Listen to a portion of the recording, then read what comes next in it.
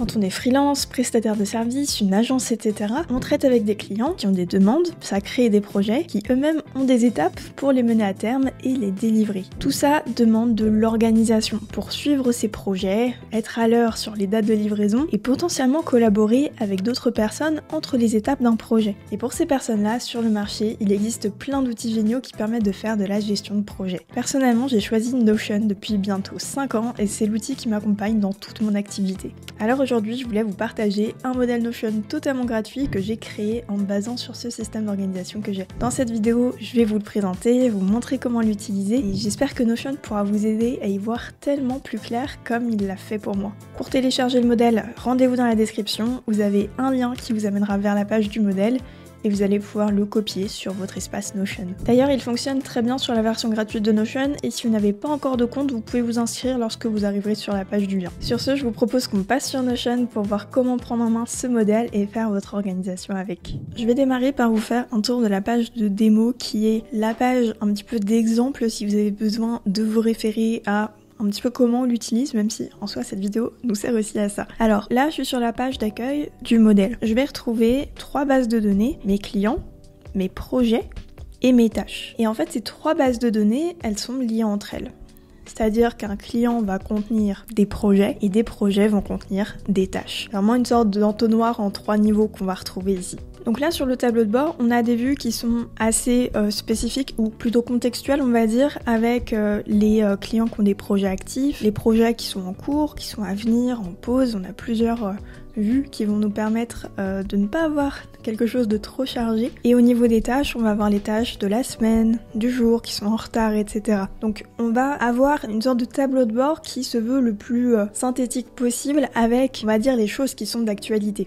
Ensuite, quand on remonte en haut, on va retrouver ici les pages clients, projets et tâches qui, eux, pour le coup, vont être beaucoup plus généraux. C'est-à-dire que si je clique sur clients, je vais retrouver absolument tous les clients, même ceux qui n'ont pas de projet actif, comme on peut l'avoir sur le tableau de bord. Pour les projets, c'est pareil. Je vais vraiment pouvoir cliquer là-dessus comme si c'était une barre de navigation et voilà, passer d'une partie à l'autre. Et là, c'est pareil, je vais avoir vraiment d'autres vues qui vont montrer mes entrées de façon différente. Je retourne sur l'accueil pour vous montrer cette fois-ci à quoi ça ressemble quand justement je rentre dans cet entonnoir client, projet, tâche et comment je retrouve chacun de ces éléments. Comme je disais, il y a un lien qui est fait entre toutes ces parties. Je vais cliquer sur le client Louatal qui se trouve juste ici et là je vais avoir des informations sur le client, je vais pouvoir mettre ses coordonnées et j'ai même un compte du nombre de projets qui va se faire automatiquement ici. Et si je remonte un petit peu, ici dans voir les projets, je vais avoir une vue justement sur les projets liés à ce client spécifiquement. Je vais vous montrer justement après comment les ajouter, comment créer des clients. Si dans mon client, je veux voir un petit peu plus en détail ce qui se passe dans mon projet Starting Blocks, je vais cliquer dessus. Et là, c'est pareil, je vais me retrouver à nouveau face à un nouvel affichage. Ici, mes projets, ils vont tous avoir un état d'avancement. Je vais avoir le client qui est attribué. Aussi une barre d'avancement pour me dire où est-ce que j'en suis par rapport aux tâches. Le fonctionnement est assez similaire. Je vais avoir des infos sur le projet qui vont se trouver juste là. Et après, plusieurs vues comme ça dans lesquelles je vais pouvoir naviguer pour voir par exemple les tâches au fur et à mesure de leur avancement. Je vois que j'ai une tâche qui n'est pas commencée, une qui est en cours, 2 qui sont terminées. Et en fait, avec ce système, j'ai mes tâches qui sont là, et puis je vais pouvoir finalement les avancer au fur et à mesure que je les complète. Donc ça, c'est une vue en Kanban qui est assez similaire à Trello si vous utilisez ou avez déjà utilisé cet outil. J'avoue que je l'apprécie plutôt bien pour faire de la gestion de tâches, c'est assez visuel et ça rend les mises à jour assez simples à faire. Et enfin, la dernière vue, donc une de plus, c'est le Gantt. Si vous êtes familier avec tout ce qui est gestion de projet, ça va certainement vous parler. C'est une sorte de vue en chronologie qui va me permettre par exemple d'avoir plusieurs tâches comme ça qui vont être liées les unes avec les autres et je peux indiquer, comme je viens de le faire, des dépendances éventuellement si je sais que écrire le script de ma série Starting Blocks ça bloque le fait de tourner des vidéos parce que si j'ai pas mes scripts je ne peux pas tourner, et je vais pouvoir l'indiquer visuellement et c'est un outil qui est très très pratique pour ça, pour vraiment avoir un aperçu visuel des dates, des dépendances, est-ce que telle chose est en train d'en bloquer une autre et c'est un super outil pour ça. Donc là on est vraiment dans le deuxième niveau de cet entonnoir, on était dans les clients, on est rentré dans un projet et on peut aller au dernier niveau finalement qui est celui des tâches. Quand je vais cliquer sur une tâche, je vais pouvoir lui assigner Alors un projet, si je la crée individuellement, mais si je crée une tâche directement dans mon projet Starting Block, ça va l'assigner directement. Je vais pouvoir lui mettre aussi un état, une date limite, un responsable, etc. Et tout ça, tout ce système, c'est ce qui va me permettre du coup de faire ma fameuse gestion de projet. Soit j'utilise justement cet entonnoir pour rentrer un peu dans la boîte du projet et voir ce qu'elle contient spécifiquement, soit je vais pouvoir avoir une vue très macro qui va se retrouver ici sur la page d'accueil ou même sur les pages. Si je clique sur voir toutes les tâches par exemple, là je vais pouvoir voir absolument toutes les tâches, tout projet confondu. Après, rapidement, ça peut devenir très chargé, donc c'est pour ça que je vais plutôt vous conseiller soit de passer par le tableau de bord qui est fait comme pour alléger un petit peu, soit par justement les pages projets qui généralement vont être plus contextuelles. Quand on démarre à travailler sur un projet, on se met dessus, on voit ce qu'il y a à faire. Bon, maintenant qu'on a fait un tour de ce modèle, ce que je vous propose, c'est que finalement, je vous montre un petit peu plus en application, et bien comment je fais pour ajouter des éléments là-dedans, parce que dans ce modèle, tout fonctionne en base de données, qui est une fonctionnalité très puissante de Notion, mais qui peut parfois être un petit peu complexe, surtout si on débute sur l'outil. Donc je vais vous montrer toutes les manipulations à faire pour utiliser ce modèle. Et maintenant, je vais partir de la page vide de ce modèle qui ne contient pas des mots dans le titre. Et finalement, pour commencer, je vais démarrer par la partie la plus haute de l'entonnoir, ajouter des clients. Et ça va me permettre du coup, une fois que j'ai créé mon client, de mettre des projets dedans, de mettre des tâches dedans. Bref, vous avez compris. En l'occurrence, j'arrive ici, mon modèle est vide. Ce que je vais faire personnellement, c'est aller dans la page client pour démarrer. Ici, cliquer sur nouveau et ça va m'ouvrir une page. C'est là que je vais mettre le fameux nom de mon client. Alors soit vous traitez avec des clients qui sont des personnes, soit des clients qui sont des sociétés. Vous pouvez mettre la raison sociale, il n'y a vraiment aucune règle là-dessus. Disons que mon client c'est Notion, je vais taper son nom ici. Je vais éventuellement lui ajouter une icône si ça me permet d'être un petit peu plus graphique. J'avoue que j'aime bien de façon générale en ajouter pour reconnaître visuellement. Soit vous prenez peut-être un emoji qui correspond à l'activité, soit vous pouvez aussi charger une image depuis votre